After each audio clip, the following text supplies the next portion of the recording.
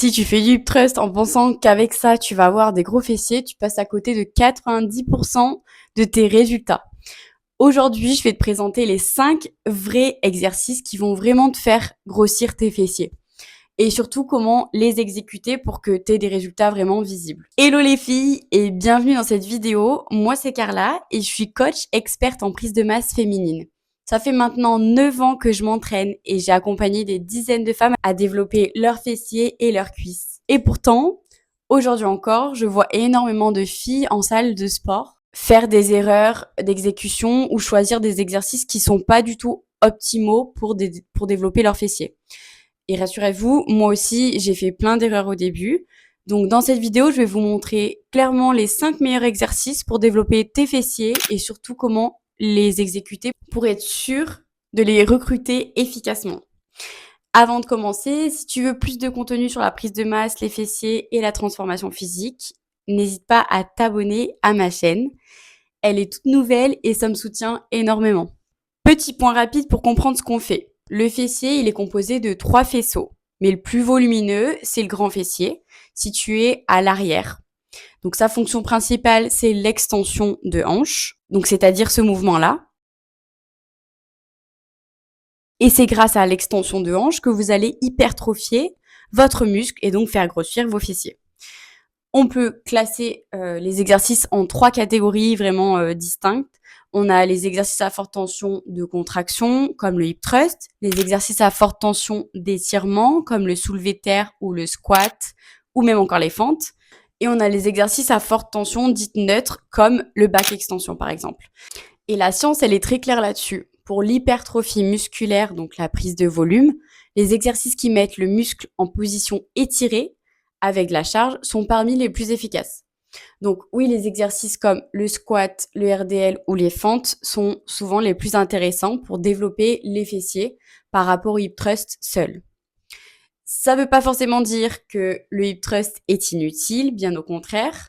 Il reste très efficace quand il est bien exécuté et intégré intelligemment. Bon, et avant de passer au reste, promis ça arrive, si t'es un peu perdu dans la programmation ou que même tu débutes complètement, tu peux aussi réserver un appel d'analyse offerte à tout moment. On fait le point ensemble pendant 15 minutes où je te donne vraiment la vraie direction personnalisée pour toi. Le lien, il se trouve dans la description, t'as juste à cliquer dessus. Maintenant, attendez jusqu'à la fin de la vidéo parce que j'ai vraiment beaucoup mieux à vous proposer qu'un appel d'analyse. Allez, je te laisse avec le premier exercice. Le premier exercice, ça va être le RDL. Donc, avant mes séries effectives, c'est-à-dire les vraies séries de travail, je fais toujours plusieurs séries d'échauffement qu'on ne comptera pas pour préparer mes muscles et articulations à la charge. Donc, sur le RDL, c'est crucial de garder une colonne neutre, c'est-à-dire la tête, le dos et le bassin bien alignés, de fléchir légèrement les genoux pour désengager les ischio-jambiers. C'est le muscle à l'arrière de vos cuisses. Et de mieux cibler les fessiers. Sur ce mouvement-là, vous remarquez que je remonte pas jusqu'en haut, c'est pour mieux recruter et garder la tension continue dans les fessiers. Je commence toujours par une série légère d'environ 10 répétitions, donc soit avec peu de charge, soit avec la barre à vide carrément. Puis j'augmente progressivement la charge jusqu'à atteindre ma charge de travail. Et ça sera les séries effectives, donc les vraies séries. Pendant le mouvement, je pousse mes fessiers vers l'arrière avec une flexion de hanche suffisante. En fait, le but, ça va être vraiment d'envoyer vos fesses vers l'arrière et non pas de descendre en bas. Et l'erreur la plus fréquente que je vois souvent, c'est de descendre trop bas et sans fléchir les genoux, ce qui va recruter forcément vos lombaires et vos ischios au lieu des fessiers, et c'est pas ce qu'on veut. Le deuxième exercice, ça va être le squat. C'est un excellent exercice pour développer à la fois les fessiers et les cuisses.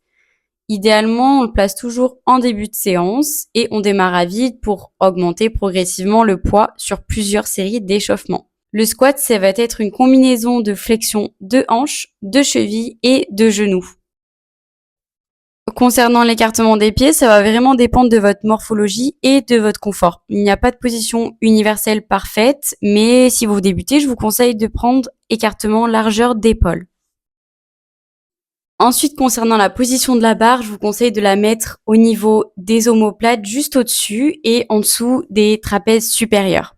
La barre, en gros, elle doit pas entrer en contact avec les cervicales. Donc, il faut vraiment que vous serrez vos omoplates. Si vous débutez sur ce mouvement, je vous conseille de réduire votre amplitude de mouvement et de vous concentrer sur la technique d'exécution. Donc, testez plusieurs positions de squat pour trouver vraiment celle qui vous convient le mieux. Pour favoriser le travail des fessiers, on va chercher davantage à avoir une flexion de hanche et on évite de trop laisser les genoux avancer. A contrario, si vous souhaitez recruter vos quadriceps, vous pouvez avancer vos genoux et dépasser la pointe des pieds sans problème. Pour remonter, on pousse bien dans les talons. Je descends assez bas car ma mobilité me le permet. C'est pas une obligation. Une amplitude partielle bien contrôlée, elle est aussi très efficace pour stimuler les fessiers.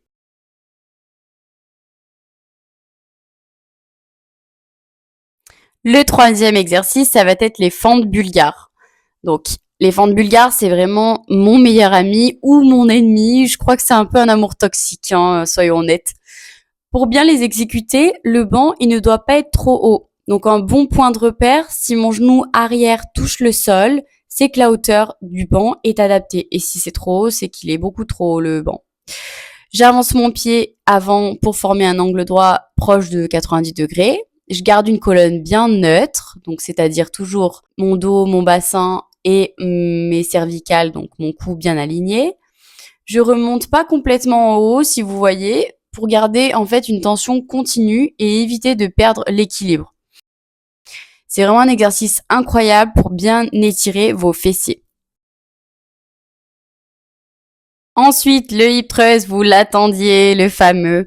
C'est un exercice d'extension de hanche pure, donc directement relié à la fonction principale du grand fessier.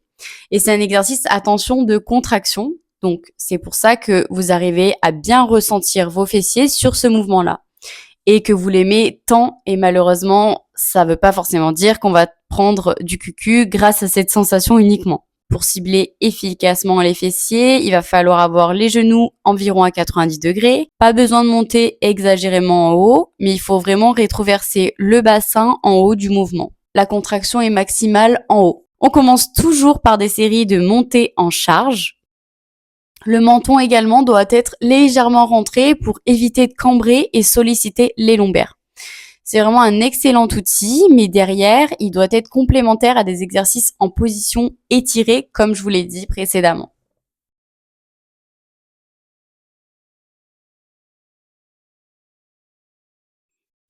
Cinquième et dernier exercice, le back extension focus fessier. Donc c'est un exercice à tension neutre, c'est-à-dire qui génère autant de tension en étirement qu'en contraction. On va régler la machine de manière à ce que la mousse, elle arrive au niveau des hanches. On va avoir une petite flexion de genou pour ne pas tirer sur les ischio-jambiers. Le dos doit être légèrement arrondi, le menton rentré pour protéger les lombaires et orienter les pieds légèrement vers l'extérieur pour favoriser l'activation des fessiers. Donc ce que je ne veux pas voir, c'est ce mouvement-là. Honnêtement, si tu regardes cette vidéo jusqu'au bout, ce n'est pas un hasard et ce serait une énorme erreur de t'arrêter là. Alors je te propose de rejoindre gratuitement mon écosystème Strong et Féminine. L'accès, il est gratuit pendant 7 jours et tu reçois un module offert pour structurer ta prise de masse, pour prendre des formes et retrouver confiance en toi. Tu peux me rejoindre via le lien gratuitement juste en dessous de la description. Et moi, je te dis merci pour avoir regardé cette vidéo et à plus de l'autre côté.